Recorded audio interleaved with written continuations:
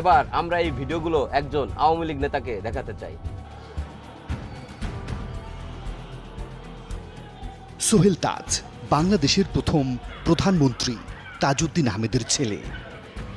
নৌকার টিকিটে দুবার সংসদ সদস্য হয়েছেন। বিরোধী দলে থাকাকালীন পুলিশি নির্যাতনের শিকার হন সোহেল তাজ। পরে আওয়ামী লীগ সরকারের স্বরাষ্ট্র প্রতিমন্ত্রীর দায়িত্ব পালন করেন।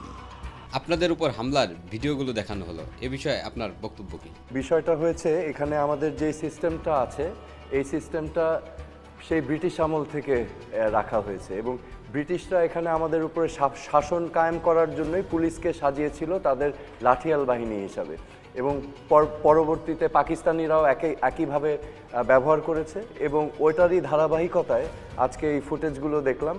তো পুলিশকে রাজনীতিকরণ এবং দলীয়করণের মাধ্যমে হাতিয়ার বা লাঠিয়াল বাহিনী হিসাবে ব্যবহার করা হচ্ছে। এটা তো অত্যন্ত দুঃখজনক এবং এটা কোনো গণতান্ত্রিক দেশে হতে পারে না এরকম।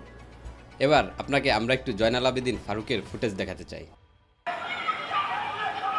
এটা খুবই লজ্জাজনক এবং আমি আগেও যেটা বলেছি এটা অনাকাঙ্ক্ষিত এবং এরকম একটি গণতান্ত্রিক দেশে হওয়ার কথা না।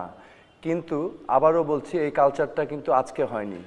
এই বিগত বিএনপি জামাত জোট সরকারের সময় 2001 সাল থেকে 2006 সাল আমরা কিন্তু এরকমই ঘটনা বারবার দেখেছি।